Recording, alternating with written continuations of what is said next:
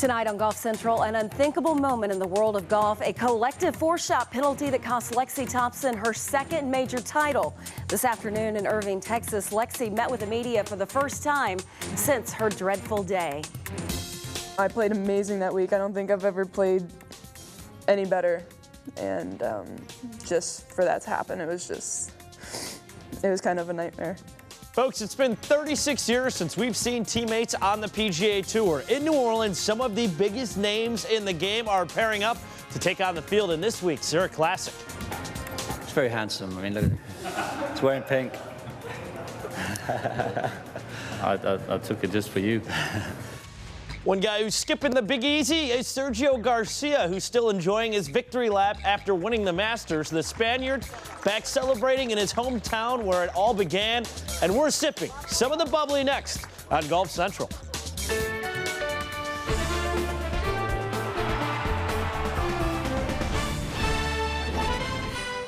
Golf Central. Brought to you by Titleist.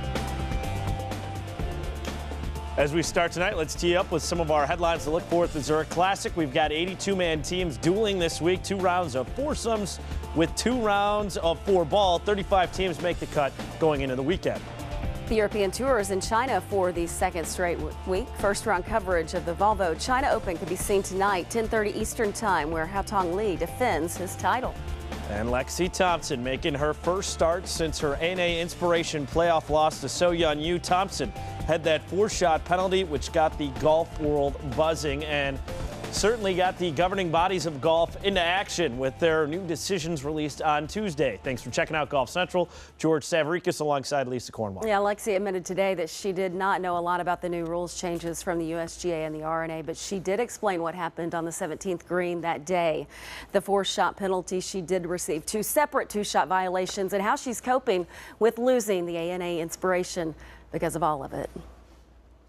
Obviously, number 17, I had that about 15, 20-footer for birdie, and I hit a terrible putt, terrible first putt, and that was my 27th, 28th hole, and I got up to it, thought about tapping it in, but I was pretty mad at my first putt because I put a terrible stroke on it. So I was just like, my dad always told me I've missed a lot of putts by just going up and tapping them in. I've stubbed a few, and done all that. So I was just like, Lexi, just relax, mark the putt. This is a major championship. You don't need to go up and miss this little putt. So I went, marked it, and then, just took my time, took my practice stroke, and took a deep breath and made sure I made it. It was not my intention at all. I mean, I went up, marked it. Like I said, I did not want to go up and rush that putt. And the way I mark my ball with a dot, and that's where I focus my eyes on where I want to make contact. So when I went to mark it, I just rotated my ball to line up my dot to where my putter would make contact. The hardest part, I'm just going through it. One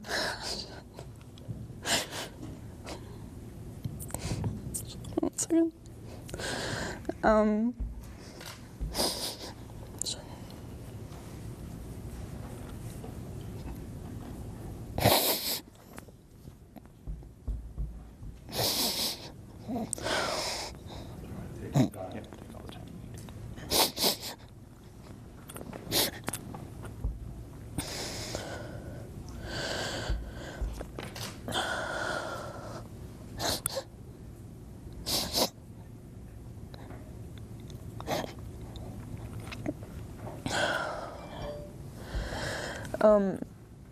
That's one of my favorite tournaments, and it's always a dream of mine to just see myself jumping into Bobby's pond.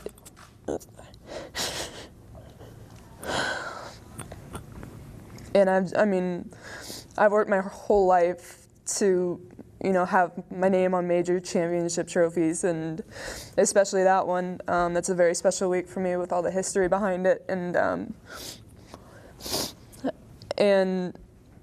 I played amazing that week. I don't think I've ever played any better, and just for that to happen, it was kind of a nightmare.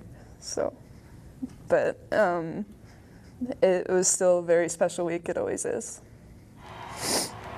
It was very hard for me, those last 5 holes, but I knew I could do it. My caddy helped me out, always just reinforcing that I could still win it, and I was playing amazing golf.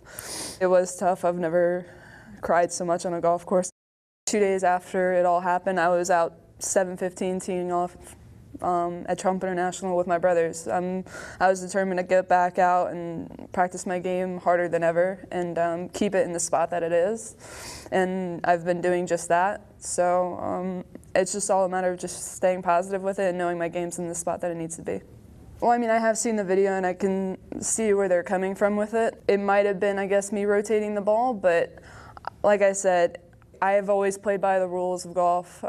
Growing up with two older brothers, they were always on me for, playing by the rules of golf. And there's no need for me to improve anything. Those greens were absolutely perfect. And the whole week, there was nothing in my line to be moving it from or anything. So, I have no reason behind it. I did not mean it at all.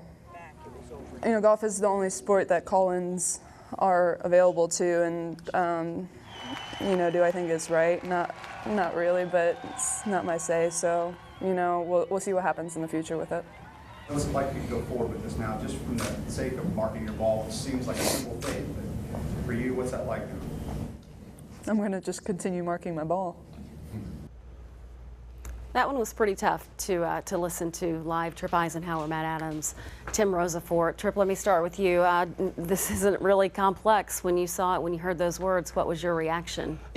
When you hear her say, I can see where they're coming from. I mean, she's not saying, hey, this incident didn't happen and I maybe didn't deserve the penalty. I think she's clearly said that. She said, I can see where they're coming from, and I clearly see how this can happen. And when she explains spinning the ball like that, she's not really paying particular attention. There was no intent here for Lexi to break this rule. She plays by the rules. I don't think there was ever any doubt whether she was intending to possibly do this. The explanation of the dot kind of now makes a little more sense of how that ball could be moved. But it was not played from the same spot, but by the rules of golf, you have to do that. I thought she'd be a little bit more focused. She did say she's played the best golf in a long, long time there, and she loved that place and she wanted to win that major. But if I'm in her circle, I'm telling her, look, you need to focus, get this incident behind you, do what you did today, and it was obviously emotional. Get that behind you. Let's get back on the golf course, because one thing, I love how she responded. She was told walking from the 12th to the 13th tee. She stood on that 13th tee and tears were in her eyes, and then she went down and birdied that hole. She birdied 3 holes coming in, had an eagle putt to win this outright. I focused more on that than all the other stuff that happened. Yeah, let the ruling body deal with all that stuff, but going forward, I'm playing some fantastic golf, the best of my career, and this will not be the last chance I have to win the A&A Inspiration. And to make matters worse, coming off 12, she had just 3-putted. Yeah. Yeah, what I think, I'm glad that she spoke today, because I'm hoping that by her addressing the situation, it will help to quell some of the fervor in the public circles, because I think what's taken place in its entirety over the last 24 hours has actually made a complicated situation even more complicated, because it's been debated as a result in a court of public opinion. This was from a Doug Ferguson article that came out yesterday, where he said, quote, television viewers are not the ones who carelessly and curiously replace the golf ball in the wrong spot on the putting green. Then he had in parentheses, Lexi Thompson, end quote. I thought Doug's piece on sources of information, being that whether they come in from television viewers or not, are good sources of information if they help protect the rules and as a result protect the field. But his use of the phrase carelessly and curiously, I thought was a reflection of a particular school of thought. So my takeaway on all of this is that while golf's governing bodies instituted a rule where immediately they would put this into effect in order to try to clear up some of the confusion and complexity in all of this, I think that as step one, as yet, hasn't cleared up anything. Viewer calls and emails on the day of is one story, on the day after is an entirely different story, especially with the additional 2-shot penalty that Lexi received. Rosie, speaking on that note, what's your take? You talked to Azinger and some other folks about it. Well, first, her take was, her response to it was, do I think it's right? Not really.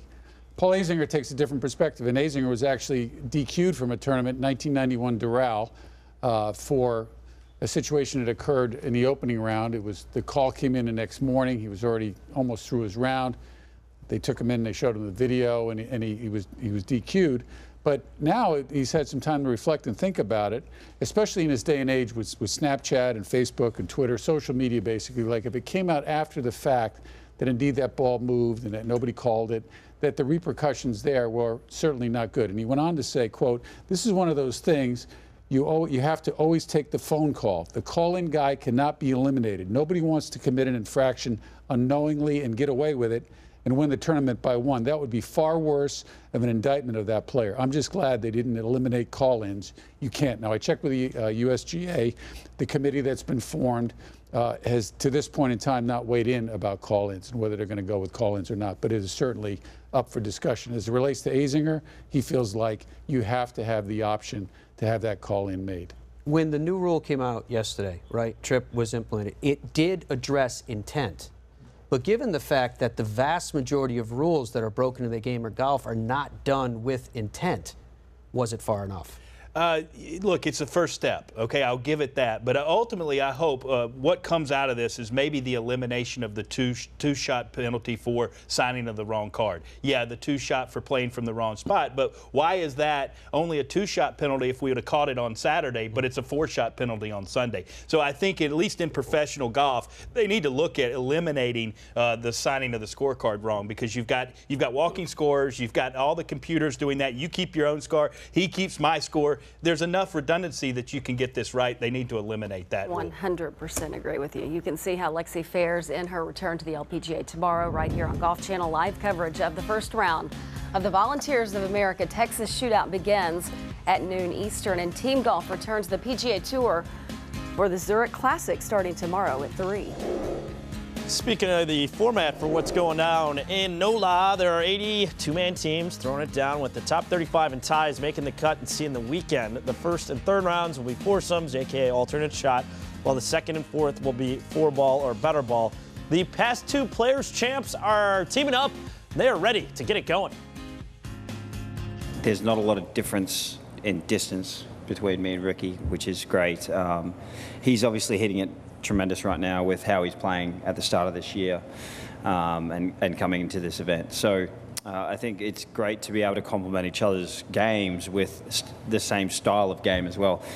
We're aggressive at times, but we understand when to back off, but also at the same time, the similarities between our games hopefully will complement each other. With it being the first day as alternate shot, I feel like, with where Jason and I are at with our games, and like you talked about being fairly similar. We both, enjoy playing aggressive when the opportunity comes about, but also, we can play conservatively, and that's something I feel like you have to manage very well throughout alternate shot. These are some of the notable first-round tee times. Dave Fowler at 9:32. Other team in that group, Daniel Berger and Thomas Peters. 10 minutes later, Justin Rose, Henrik Stenson, the past European Ryder Cup teammates, get it going. And how about at 2:02? 3 of the 4 longest hitters on the PGA Tour, more or less. Bubba Watson, J.B. Holmes, Gary Woodland with last week's winner, Kevin Chappell. So with more, we say hello to Heather Cox live at TPC Louisiana. Heather, we know at least one duo in this week's field will be comfortable together. What can you tell us about the major champion partnership of Justin Rose and Henrik Stenson? Well, George, the Zurich Classic marks the first start for Justin Rose since his runner-up finish at the Masters when he lost in a playoff to Sergio Garcia. Now, Justin Rose has said he's over the loss. He realizes it was a missed opportunity that he let slip away, but he's not losing sleep at night. Now, his caddy, Mark Fulcher, on the other hand, an entirely different story, telling us yesterday, "I'm not over it. I don't know how to get over it. This one hurts." And then joked, "One thing I know for sure, I am never wearing green again." Now, Rose teams up with Henrik Stenson. The two, of course, have teamed up twice in the Ryder Cup. They know each other very well. In fact, they lived across the street from each other for years. They've spent a ton of time together. Now, they are the favorites. One of the big reasons why, they are the only team in the field where both players have won a major. Oh, and by the way, they also both won an Olympic medal in Rio. Rose, of course, got the gold, and Stenson the silver. I was told to bring it, so I have mine in my pocket, but he didn't bring his, so I'm not going to show off a silver when there's no gold around. Actually, now's the time to show off a silver when there's no gold. All right, I got you. Yeah. Mine's in the hotel room. I'm sorry to say. It's like, you know, I'm forgetful. So there's one player in the team that's obviously organized and planned, and one that's kind of keep forgetting stuff. And one's very humble and not boastful. If you don't get along, it's going to be a long 4 days out there. I know that much. So it's good to be next to someone that you enjoy their company, and of course to team up with a player of Justin's caliber is hopefully going to make that journey a bit smoother as well. You know, we like he touched on, we've had some great success in the past, and we play also a very similar game. He's played really well at this golf course and won this event. I'm pretty confident I could always go somewhere where Justin has done well, because we play a similar game, and that golf course is going to suit me pretty good too. It's important that he feels comfortable on the golf course. You know, obviously how I see the golf course is important for me, but he also needs to feel comfortable too. So I think after today, when we've played the golf course again, and we can then sit down tonight and build a strategy for the week. Rose and Stenson are certainly the favorites, but Jordan Spieth and Ryan Palmer might have something to say about that. Now, on paper, many people are wondering, how did these two partner up? Well, the answer?